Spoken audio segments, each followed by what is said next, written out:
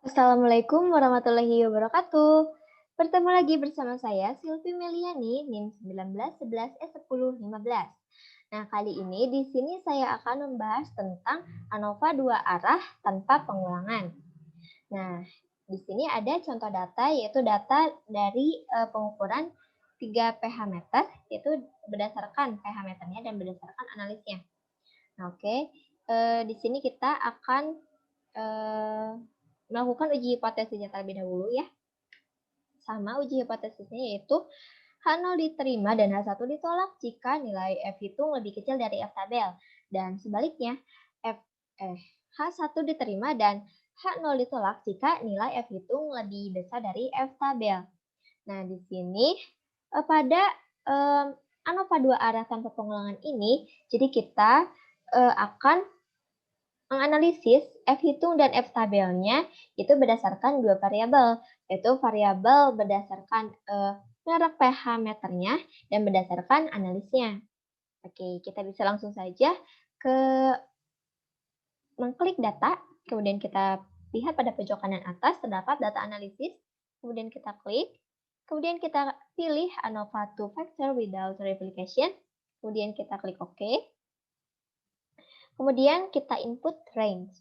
Kita klik tanda panah, kemudian kita blok datanya berdasarkan judulnya, jangan kurang dan jangan lebih ya. Kemudian kita klik tanda panah, kemudian kita centang labelsnya karena kita membloknya berdasarkan, karena pada saat membloknya kita mengikut sertakan judulnya, gitu. Jadi kita harus mencentang labelsnya.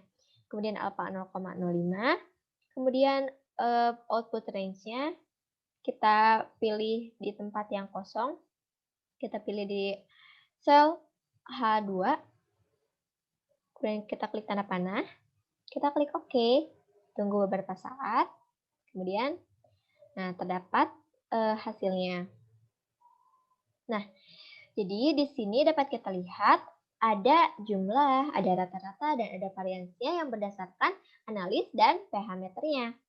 Nah, kemudian di sini juga dapat kita lihat bahwa ada hasil dari ANOVA ada berdasarkan rows dan columns, atau kita dapat mengubahnya yang berdasarkan analis dan berdasarkan pH meternya.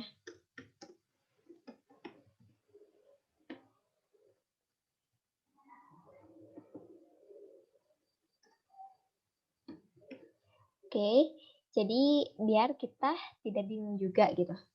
Nah, kemudian di sini dapat kita lihat bahwa ada F hitung dan ada F tabelnya atau F critical. Nah, jadi kita dapat lihat dengan menghubungkan dengan uji hipotesis, jadi kita dapat lihat bahwa F hitungnya di sini 0,37 dan F tabelnya 18 gitu. 18,5.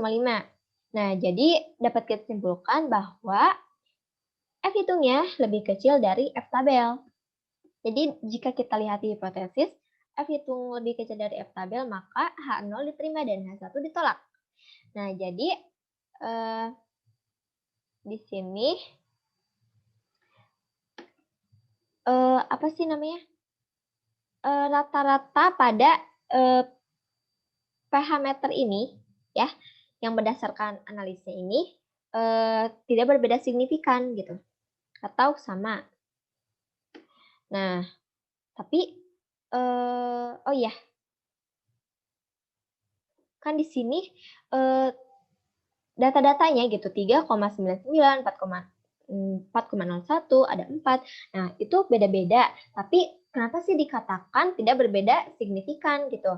Nah, karena di sini kita menganalisisnya tidak berdasarkan data ininya saja. Jadi kita berdasarkan jumlahnya, berdasarkan rata-ratanya, berdasarkan standar deviasinya gitu. Jadi hasil ini tidak berbeda signifikan gitu, walaupun berbeda-beda.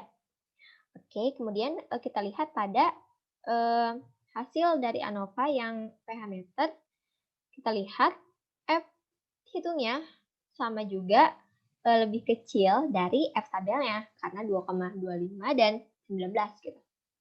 Nah, jadi H1 diterima dan H0 ditolak. Salah, maksud saya H0 diterima dan H1 ditolak, gitu ya, karena F hitungnya lebih kecil dari F tabel. Kemudian kita copy paste saja. Nah, jadi dapat kita lihat value-nya di sini juga 0,6 dan 0,3 gitu. Jadi lebih besar dari 0,05 karena F hitungnya lebih kecil dari F tabel, maka value-nya lebih besar dari 0,05 gitu. Nah, oke. Jadi selesai, sudah. Cukup mudah ya.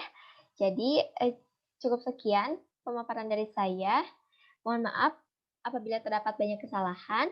Wassalamualaikum warahmatullahi wabarakatuh.